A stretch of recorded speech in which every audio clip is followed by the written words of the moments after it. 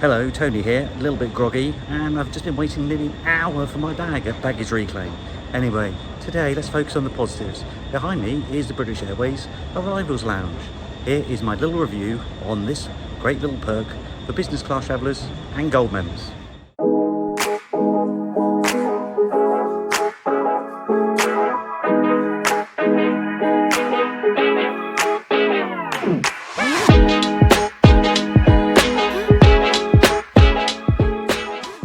This video has been a long time in the making, nay, months in the making. Yes, I originally filmed, edited, and uploaded my review in October 2024. That's when we flew back from Denver, which is bloody more than 6 months ago, was it? I can't believe it.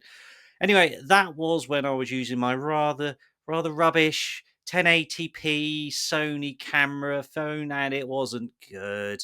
I'll include some of the footage in this video. Just as a comparison, but I thought, well, you know what? I know now I've transitioned to 4K. Now I've got with the program. Now I'm able to film in glorious 4K ultra high definition with the vivid images, the sharpness. I thought I would wait till I next flew through Heathrow to give it another shot, film it in 4K so it looked a bit better. Alas, the first chance I got to do that was flying back from Dallas in February. And obviously, that's well over 6 weeks, 2 months ago plus. By the time I upload this video, it gives you an indication of the backlog of my content. And speaking of content, I'm always trying to be creative, trying not to be bland and boring, trying to do some different things. So if you do appreciate my potentially feeble attempts at innovation, then like and subscribe so I can feel better and more validated. Okay, let's start at the top then. So, not many people are aware of the Arrivals Lounge, and it is actually quite easy to miss if you're not paying attention. But basically, in Terminal 5, if you are flying British Airways First or Business, you can access this rather helpful facility. The other passengers who can get in are gold card holders. You have to be arriving on a long haul business flight, British Airways flight, excuse me, or American Airlines Emerald Tier card holders on long haul flights. Now, this lounge also has a unique feature that could perhaps embarrass you if you weren't aware of it.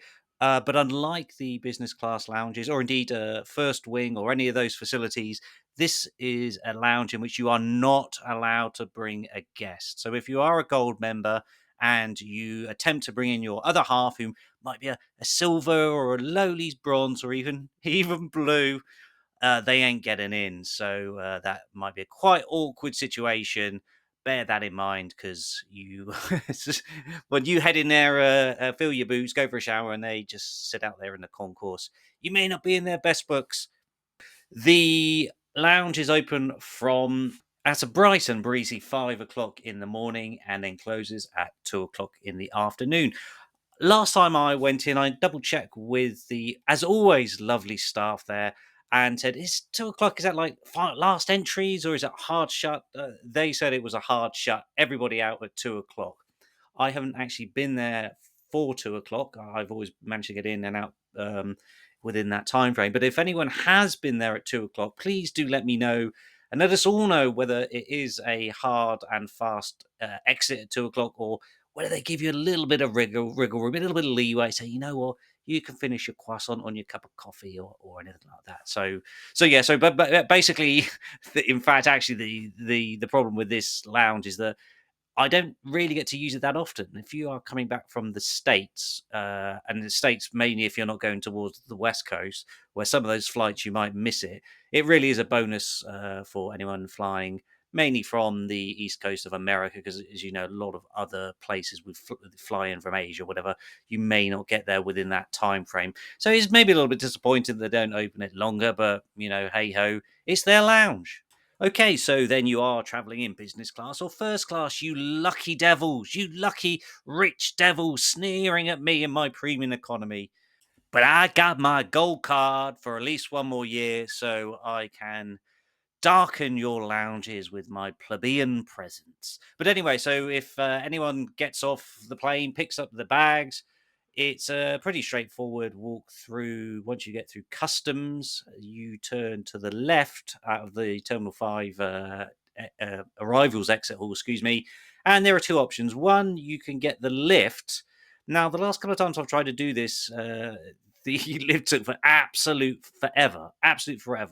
In fact, on my last, or the unpublished, the redacted video, original one, I was sat.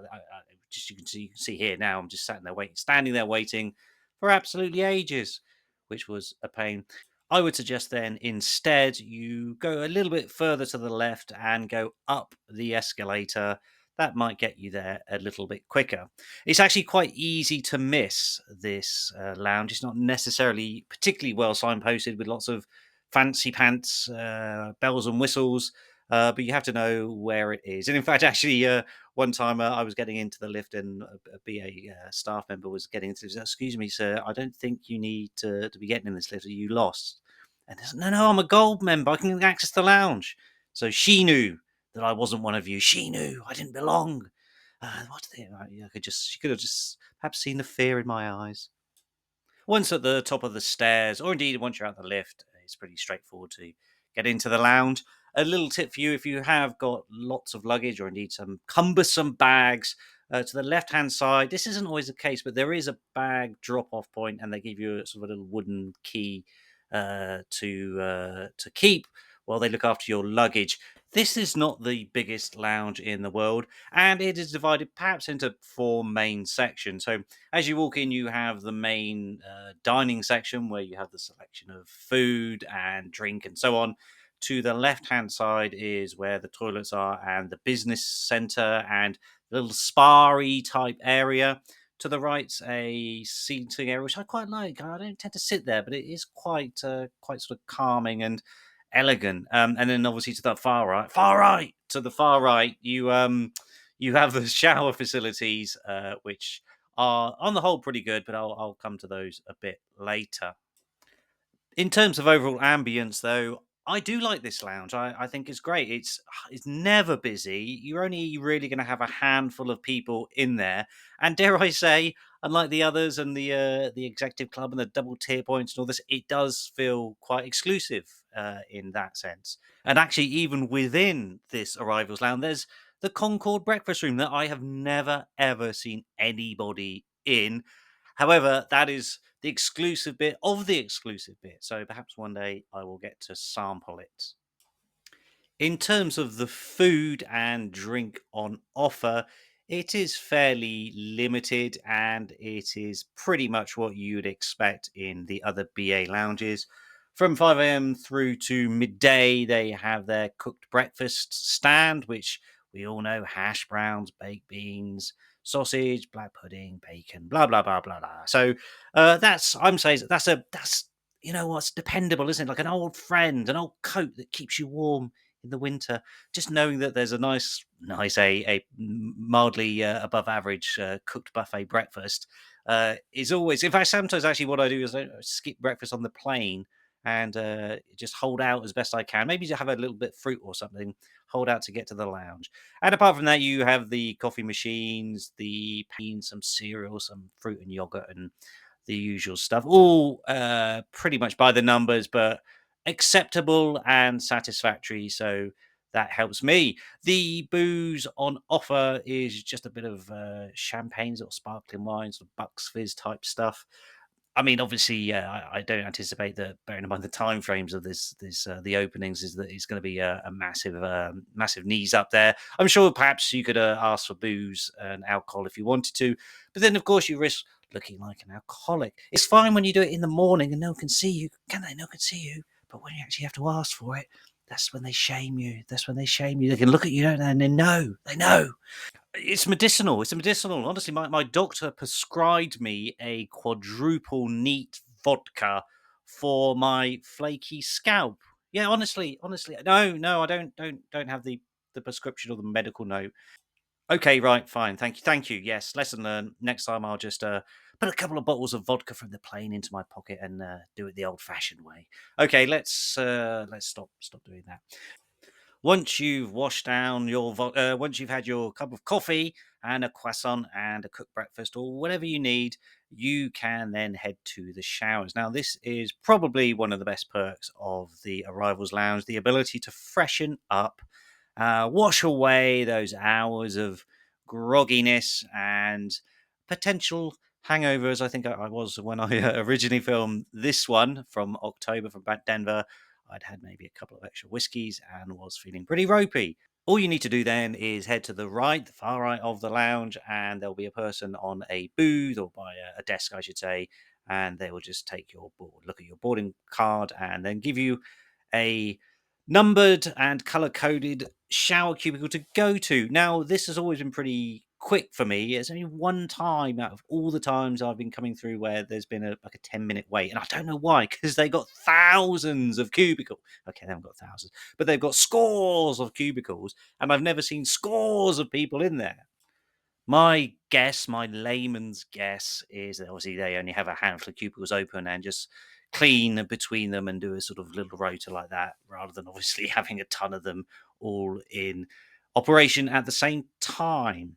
Okay, so when it comes to the cubicles themselves, it's a tale of two cities or a tale of two No, you can't swear, can't swear. So my October cubicle was really rough. It was very badly stained, mouldy, lime scale, ugly, UGLY. It didn't have no alibi. It's ugly. It was ugly. However, the one in February was, well, it was exactly the same design, but it was considerably more pleasant, nicer, cleaner, and without the grime. The layout's okay. So you've got a couple of places to sit down and put your bags, obviously the toilet, the mirror, hairdryer. And as selection, I think you can obviously do an overhead shower.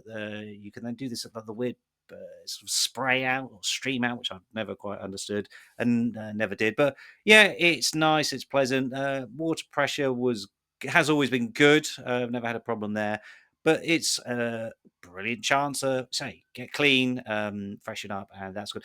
There isn't a huge amount of toiletries or anything in there. They do have some shower gel and shampoo, obviously attached to the wall, so you don't have to worry too much about bringing in tons of toiletries or anything like that. A toothbrush and toothpaste and various other dental hygiene products are not on offer, so don't forget your toothbrush. As Chris Evans once said, no, not Chris Evans, Captain America, Chris Evans, the big breakfast guy, and all those other things he used to do. So aside from the food and the shower, the quiet area is, say, pleasant enough. If you need to do some work or concentrate, that looks like a good option for you. The spa section, I'm not sure because they did close it during the COVID times, and I can't quite see whether it's up and running or it's not, or if there are those any facilities. Someone could probably tell me, but I don't tend to fly through here often enough. But the food, yes, the shower, the ambience, it's a pretty good lounge by all accounts. And having that no plus one and none of those silver members or general riffraff makes it a nice space, a safe space for all of us. I don't tend to come through here that often, mainly when I come back from the States. Also, let's say Gatwick tends to be the destination for you're coming back for, say, the Caribbean, and that doesn't have an arrivals lounge, or it's the best kept secret in the world because I've never found it. But all in all, I do like the lounge, and I enjoy using it. I enjoy freshening up and having a shower and having some food before the journey back home. Does break up the flight quite nicely. I hope I will be able to experience it and enjoy it. Of course, enjoy it a few more times before my gold status is degraded, is taken from me because I didn't really earn it. All those double tier points. So I'm going to cling on for the last vestitudes of this lounge before it's back to sitting on the bus, the SL7 bus, smelling of sleep and jet lag and whiskey. Could smell like a homeless person. Or I suppose I could just get some wet wipes and go into the toilets and do it the way we used to do it in the good old days before we had the privilege of the lounges. This wraps up my reviews of the main three lounges at Heathrow and Gatwick for British Airways. I might put it all together in a nice bumper video, a bonanza, but in the interim, if you wanted to watch what it's like going through the first wing, please check out this video.